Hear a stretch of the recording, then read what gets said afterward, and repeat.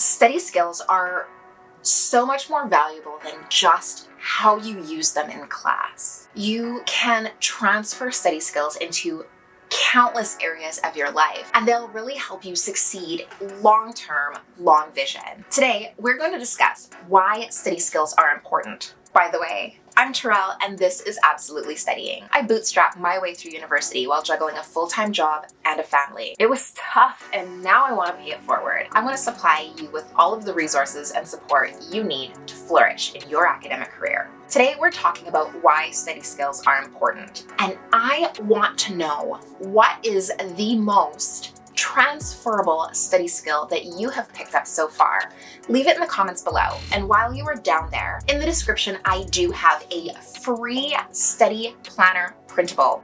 It's in the description. It's got a ton of different study activities that you can do, and it's free. I don't think I need to sell it any more than that.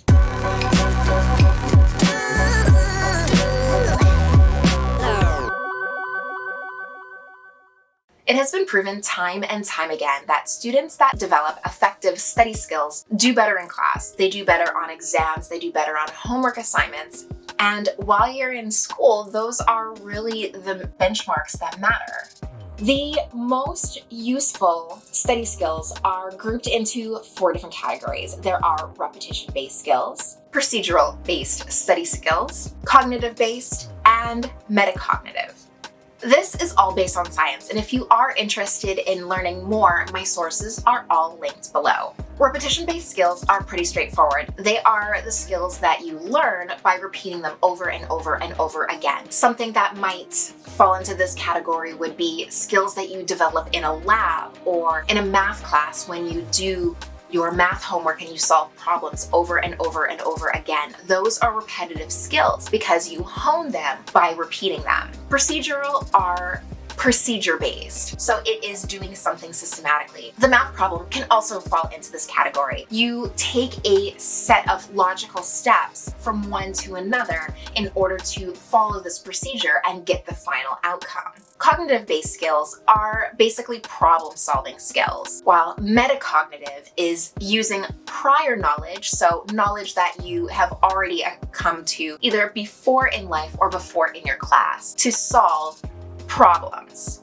All of these skills are super important in school, but they are also skills that once you master how to do them, not the problems, how to actually follow procedure, how to actually use prior knowledge, how to repeat something until you get amazing at it.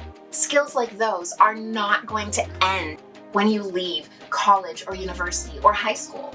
You're going to be using those skills throughout the rest of your life. Becoming really good at these skills also help you to identify good and bad strategies. So you will be able to think logically about something you're about to do, for example, and think, is that a good idea to do that or a bad idea? Thinking ahead of time, thinking out a problem and solution before you actually take part in it is really important for problem solving and decision making. Again, things that you're going to use for the rest of your life. And these are rooted in learning how to study and studying for classes, even if you don't use the information that you're studying while you're making those decisions. It's just the actual practice of learning how to do them, learning how to apply a procedure, learning how to repeat until you're amazing, learning how to use past knowledge and apply to a future or current event.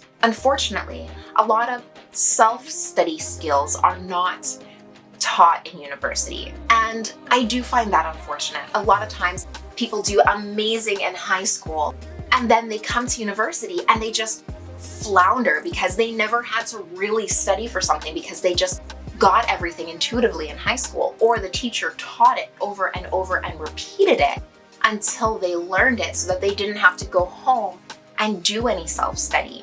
A lot of the dropouts in first and even second year university are just because they bomb out, they get these horrible marks, they cannot compensate They get discouraged, and then they don't know that if you just learn proper study skills, then you'll be able to do better and learn more and catch up.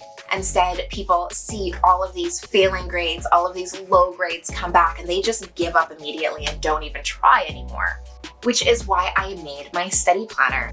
In it, I have 20 different study activities that you can cycle through and apply to each of your study sessions to make sure that you are learning things in new ways, exciting ways that keep you engaged and keep you informed. These study activities will even deepen your level of understanding for the classes regardless of your starting point. There is also a study planner so that you can plan out each of your study sessions. There's a confidence tracker so you know how you're progressing. It is free. It is in the description below. Pick one up today. Please like this video and subscribe to my channel. I put out a new video every Thursday, and it is always about study tips, organizational hacks, and homework helps that will help you through the study struggle.